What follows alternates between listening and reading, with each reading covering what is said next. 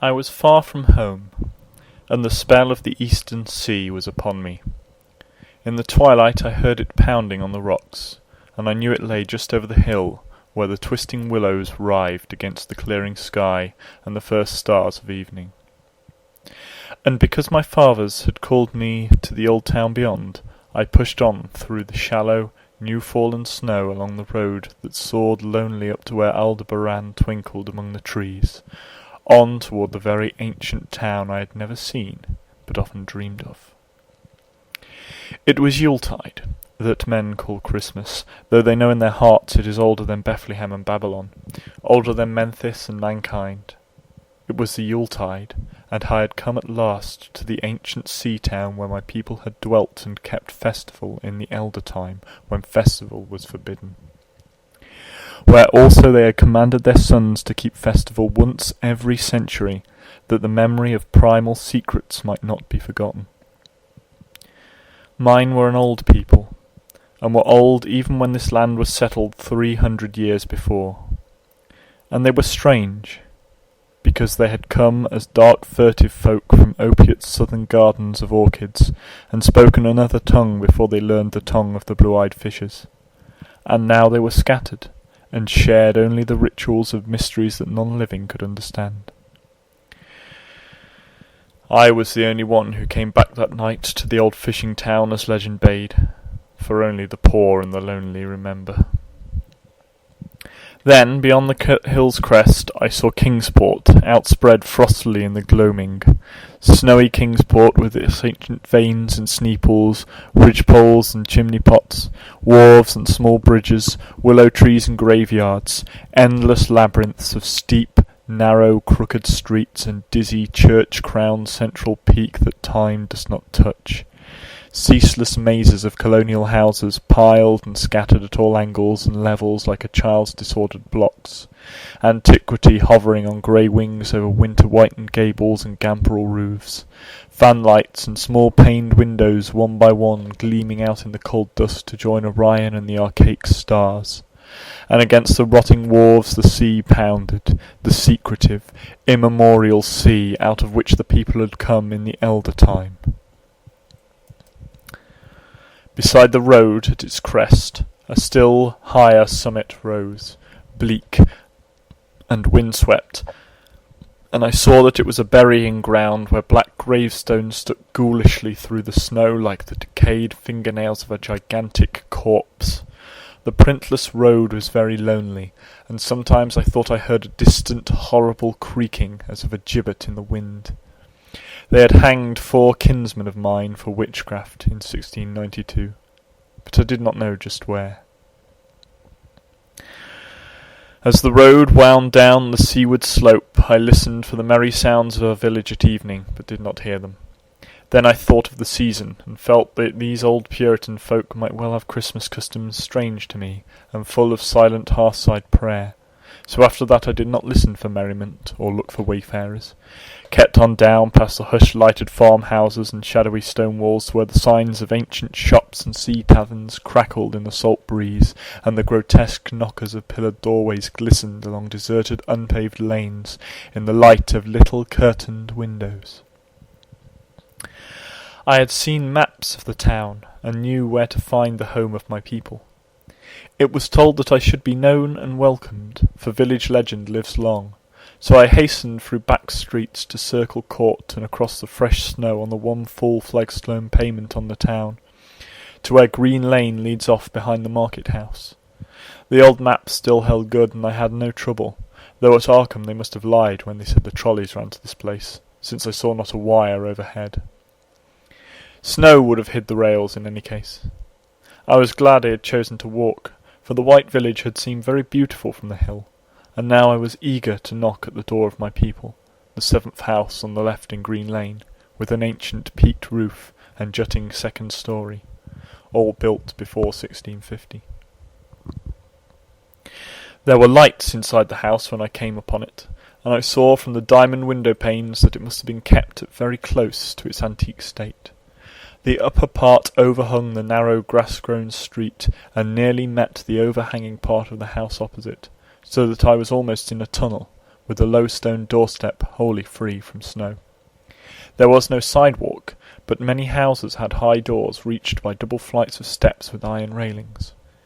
It was an odd scene, and because I was strange to New England I had never known its like before.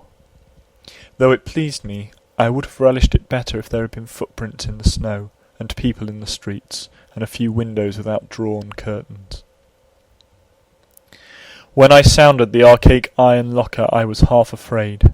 Some fear had been gathering in me, perhaps because of the strangeness of my heritage and the bleakness of the evening and the queerness of the silence in that aged town of curious customs. And when my knock was answered I was fully afraid, because I had not heard any footsteps before the door creaked open. But I was not afraid long, for the gowned, slippered old man in the doorway had a bland face that reassured me, and though he made signs that he was dumb, he wrote a quaint and ancient welcome with the stylus and wax tablet he had carried. He beckoned me into a low, candle-lit room with massive exposed rafters and dark, stiff, sparse furniture of the 17th century. The past was vivid there, for not an attribute was missing.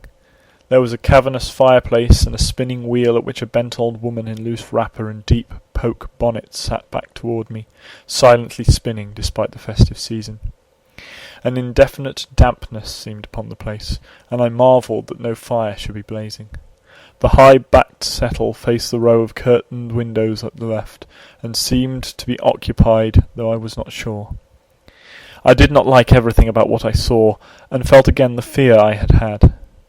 This fear grew strongly from what it before lessened it, for the more I looked at the old man's bland face, the more its very blandness terrified me. The eyes never moved, and the skin was too much like wax. Finally, I was sure it was not a face at all, but a fiendishly cunning mask, but the flabby hands, curiously gloved, wrote genially on the tablet and told me I must wait a while before I could be led to the place of the festival.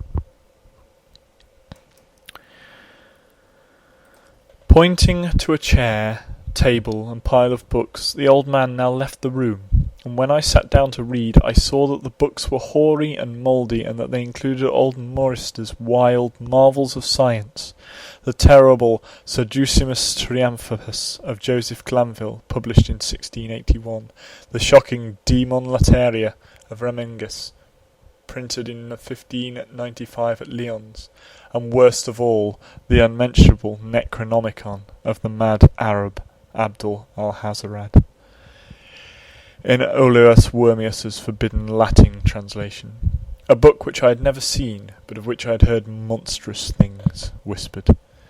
No one spoke to me, but I could hear the creaking of signs in the wind outside, and the whir of the wheel as the bonneted old woman continued her silent spinning.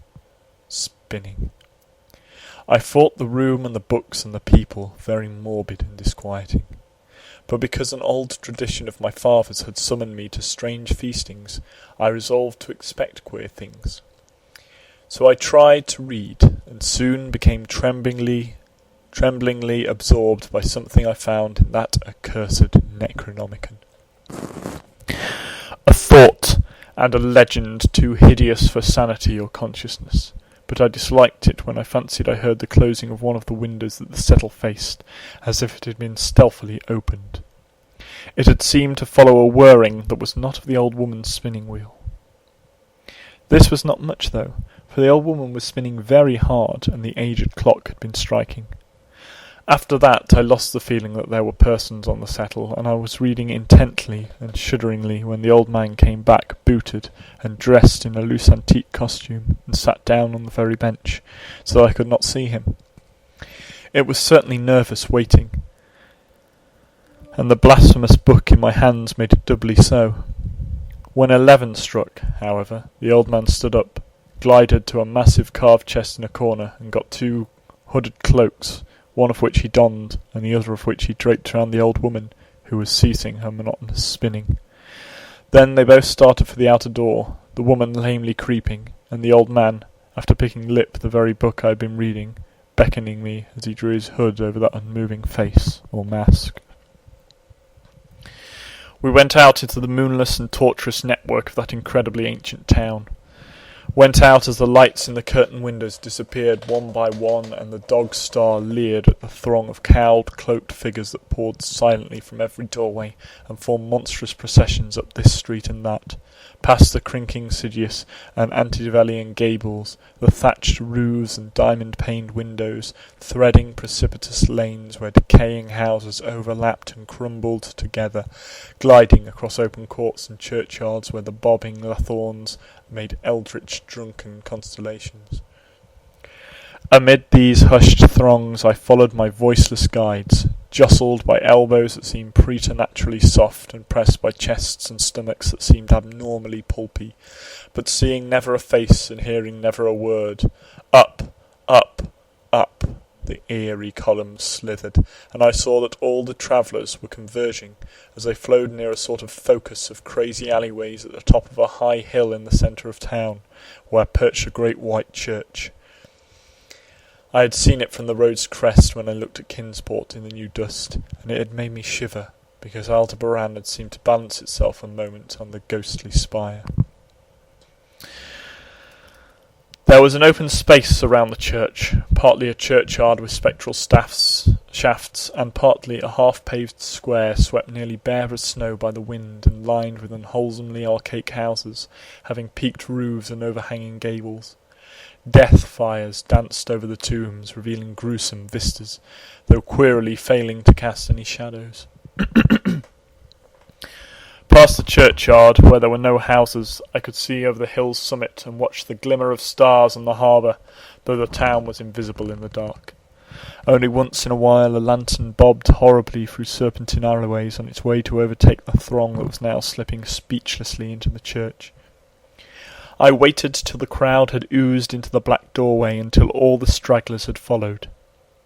The old man was pulling at my sleeve, but I was determined to be the last. Crossing the threshold into the swarming temple of unknown darkness, I turned once to look at the outside world as the churchyard phosphorescence cast a sickly glow on the hilltop pavement. And as I did so I shuddered, for though the wind had not left much snow, a few patches did remain on the path near the door, and in that fleeting backward look it seemed to my troubled eyes that they bore no mark of passing feet, not even mine. The church was scarce lighted by all the lanterns that had entered it, for most of the throng had already vanished. They had streamed up the aisle between the high pews to the trap-door of the vaults which yawned loathsomely open just before the pulpit, and were now squinting noiselessly in. I followed dumbly down the foot-worn steps and into the dark, suffocating crypt. The tale of that sinuous line of night marchers seemed very horrible, and as I saw them wriggling into venerable tomb, they seemed more horrible still.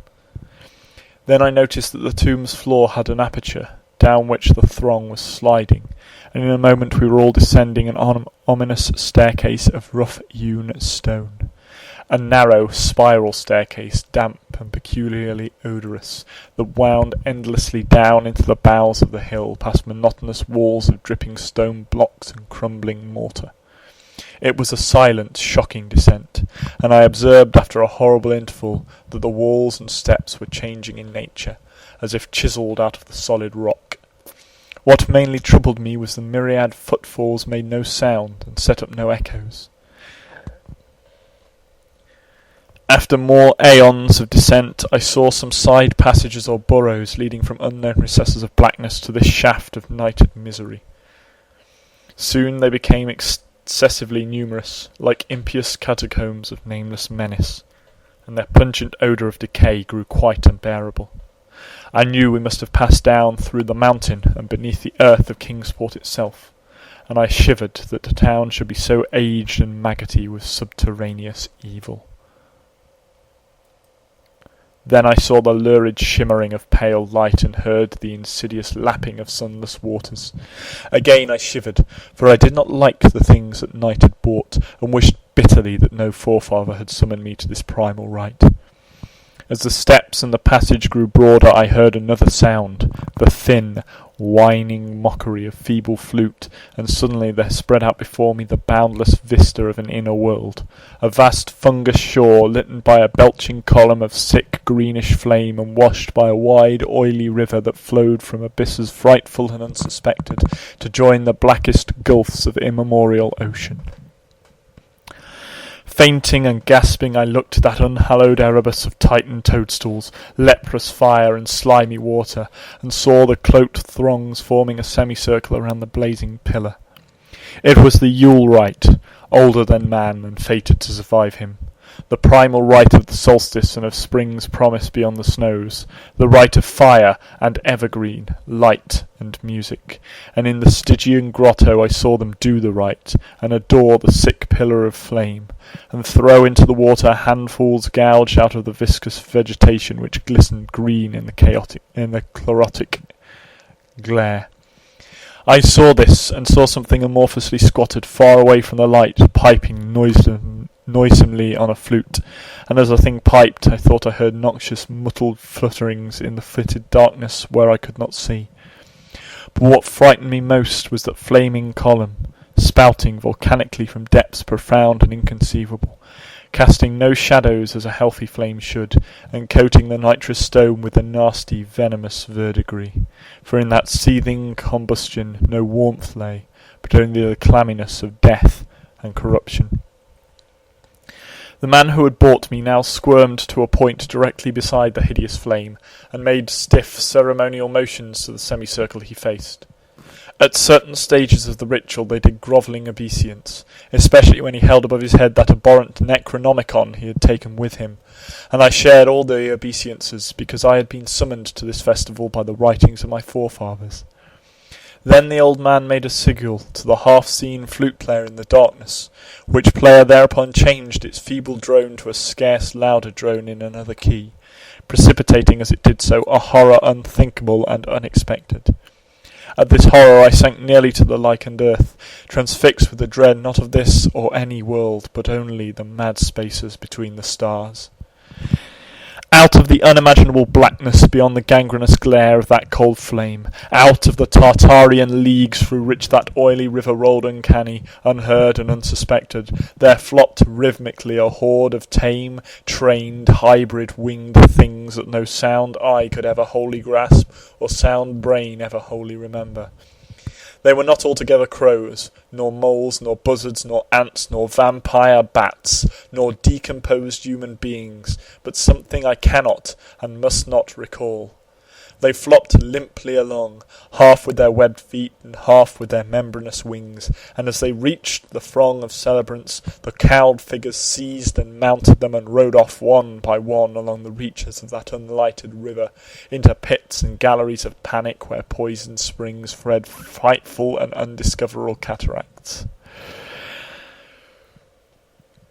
The old spinning woman had gone with the throng, and the old man remained only because I had refused when he motioned me to seize an animal and ride like the rest. I saw when I staggered to my feet that the amorphous flute-player had rolled out of sight, but that two of the beasts were patiently standing by. As I hung back, the old man produced his stylus and tablet and wrote that he was the true deputy of my fathers who had founded the Yule worship in this ancient place, that it had been decreed I should come back, and that this most secret mysteries were yet to be performed. He wrote this in a very ancient hand, and when I still hesitated, he pulled from his loose robe a seal ring and a watch, both with my family arms, to prove that he was what he said. But it was a hideous proof, because I knew from old papers that the watch had been buried with my great-great-great-great-grandfather in 1698. Presently the old man drew back his hood and pointed at the family resemblance in his face, but I only shuddered, because I was sure that the face was merely a devilish waxen mask. The flopping animals were now scratching restlessly at the lichens, and I saw that the old man was nearly as restless himself. When one of the things began to waddle and edge away, he turned quickly to stop it, so that the suddenness of his motion dislodged the waxen mask from what should have been his head. And then, because that nightmare's position barred me from the stone staircase down which we had come, I flung myself into the oily underground river that bubbled somewhere to the caves of the sea. flung myself into that putrescent juice of earth's inner horrors, before the madness of my screams could bring down upon me all the charnel legions these pest gulfs might conceal. At the hospital they told me I had been found half frozen in Kingsport harbour at dawn, clinging to the drifting spar that accident sent to save me. They told me I had taken the wrong fork of the hill road the night before and fallen over the cliffs at Orange Point, a thing they deduced from prints found in the snow. There was nothing I could say, because everything was wrong. Everything was wrong, with the broad windows showing a sea of roofs in which only about 1 in 5 was ancient, and the sound of trolleys and motors in the streets below. They insisted that this was Kingsport, and I could not deny it. When I went delirious at hearing that the hospital stood near the old churchyard on Central Hill, they sent me to St. Mary's Hospital in Arkham, where I could have better care. I liked it there, for the doctors were broad-minded, and even lent me their influence in obtaining the carefully sheltered copy of Alhazarad's unobjectionable Necronomicon from the library of Miskatonic University. They said something about a psychosis, and agreed I had better get any harassing obsessions off my mind. So I read that hideous chapter, and shuddered doubly, because it was not indeed new to me. I had seen it before. Let footprints tell what they might, and where it was I had seen it were best forgotten. There was no one, in waking hours, who could remind me of it, but my dreams are filled with terror because of phrases I dare not quote. I dare quote only one paragraph, put into such English as I can make from the awkward low Latin. "The nethermost caverns," wrote the mad Arab, "are not for the fathoming of eyes that see, for their marvels are strange and terrific. Curse the ground where dead thoughts live, new and oddly bodied, and evil the mind that is held by no head. Wisely did Ibn Shabio say that happy is the tomb where no wizard hath lain, and happy the town at night whose wizards are all ashes. For it is of old rumour that the soul of the devil-bought hastes not from the charnel clay, but fats and instructs the very worm that gnaws, till out of corruption horrid life springs, and the dull scavengers of earth wax crafty to vex it, and swell monstrous to plague it. Great holes secretly are digged where earth's pores ought to suffice, and things have learned to walk that ought to crawl."